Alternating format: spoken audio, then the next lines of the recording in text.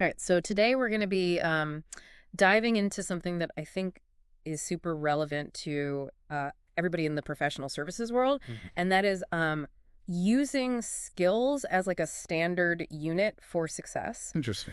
especially when you see how it can directly affect profit and growth for your organization. Right. And we're going to be looking at Sak Chaudhari's Forum Skills Framework. Okay. He's the CEO of Paradiso Solutions. Right. And we're going to be looking at his YouTube video that kind of lays this whole thing out. I And you know how frustrating it can be when projects go sideways Yeah. because a consultant just wasn't the right fit. Yeah, it happens all the time. Right.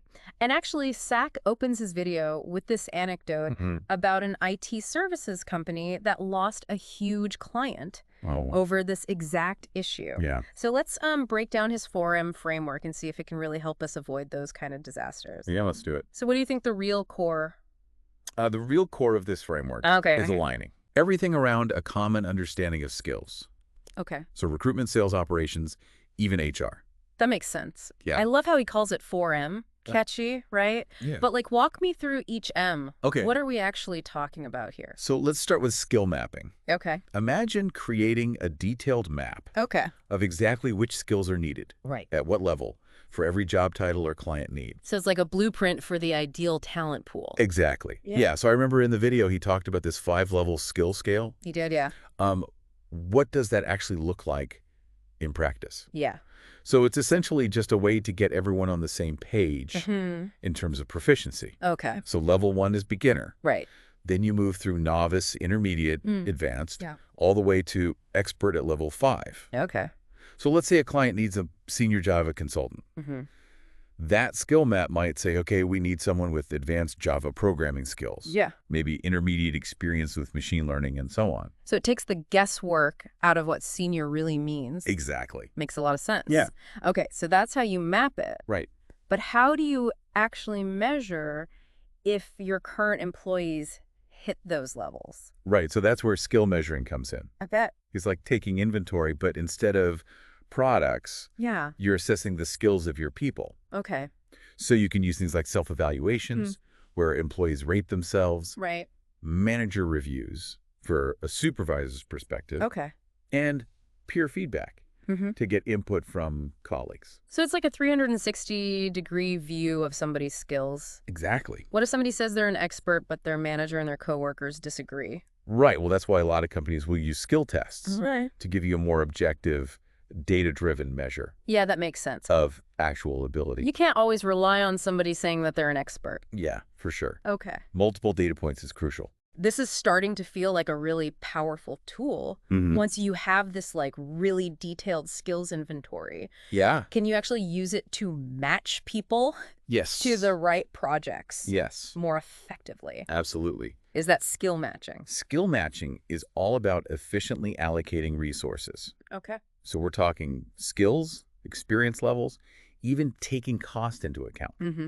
And some learning management systems like Paradiso's Okay. actually have advanced search features Oh, wow. that let you find consultants based on very specific criteria. So that's really taking it to a whole new level. It Yeah. sounds like these first 3 M's flow really well together. They do. You map the skills, you measure them, Yeah. and then you match them. Exactly. But I'm curious, what if you do all of that Okay. and realize there are gaps in Right. your inventory? Yeah. What happens then? Well, then skill mastery takes the spotlight, Okay.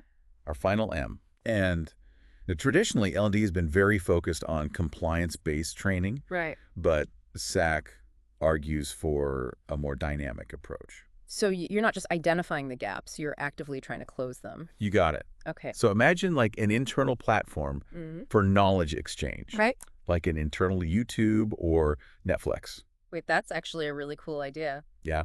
So senior consultants or those who've just finished complex projects could create videos and documents sharing their real-world knowledge. Exactly. It's almost like you're building a library Mm-hmm. of in-house expertise. Yeah. That would be really valuable in fields where things are changing all the time. Yeah, for sure.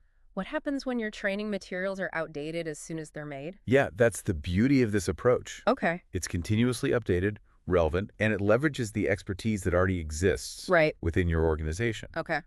It's also a great way to encourage continuous learning Yeah. and keep people engaged in their professional development. So this is all making sense to me. Good. I do have to ask, are there any real-world downsides or limitations to this framework? Yeah, that's a great question. Have you seen companies struggle to implement it?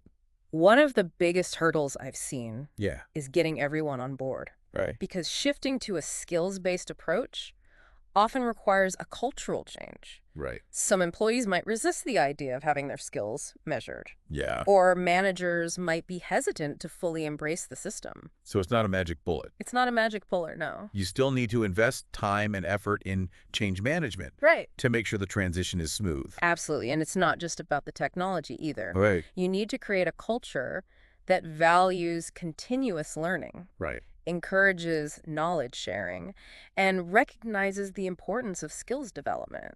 You know what's really intriguing to me is how this could potentially shift the power dynamic Oh, interesting. within an organization. Yeah. Because if skills are the new currency, That puts a lot of power in the hands of the employees right, who possess those skills. that's a really insightful observation. Yeah. And yes, I've definitely seen that play out. Really? When companies embrace a skills-based approach, it can create a more level playing field. Okay.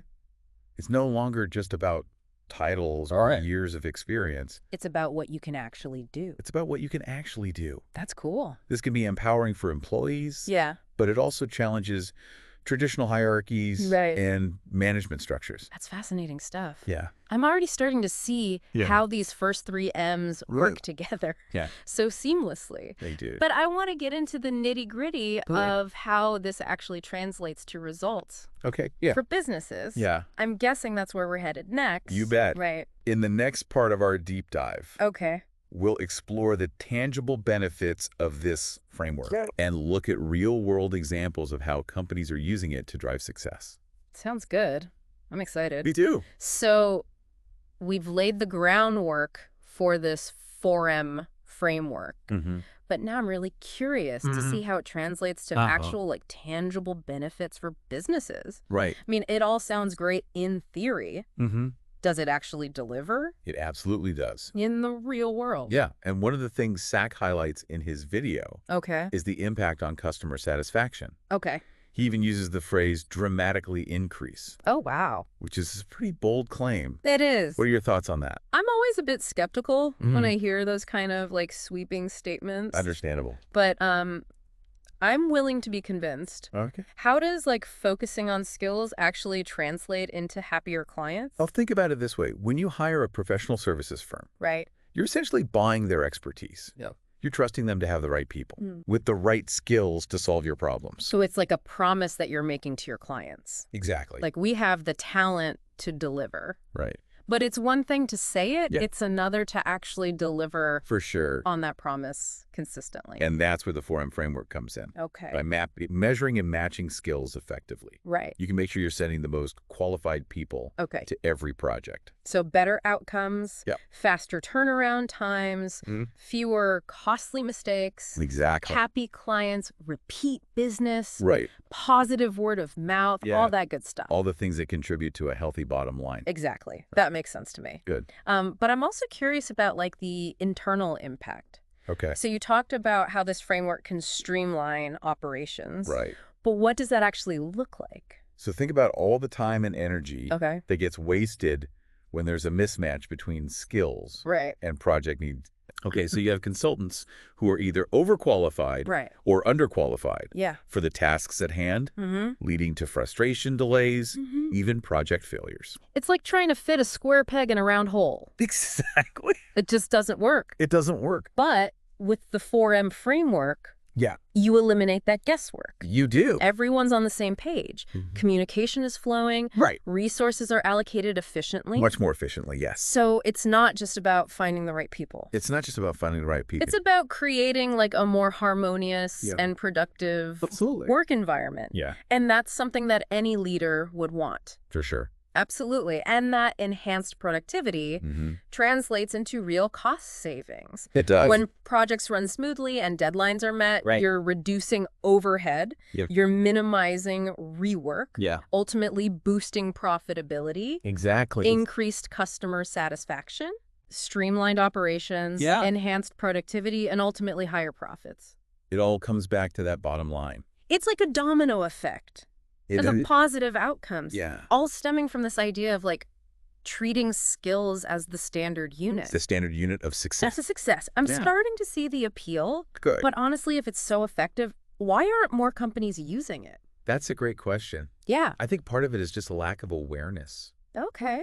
A lot of organizations are still operating with outdated models of talent management. They're stuck in the old ways of doing things. Yeah, they're clinging to familiar territory. Even when there's a whole new world out there. Exactly. Right. That's a great analogy. And then there's the inertia of change. Right. Implementing a new framework like this requires commitment from leadership and a willingness to embrace a different way of thinking. It can be daunting for some organizations. Right. Especially if they've been doing things a certain way for a really long time. Yeah, for sure. It's about stepping outside your comfort zone. It is. And challenging the status quo. Yeah. But as we've been discussing, the potential rewards seem to far outweigh the challenges. They do. Especially when you consider the competitive advantage this could give you. Right. In a world where things are changing so rapidly, wouldn't you say that adaptability is more important than ever? Absolutely. And that's a key point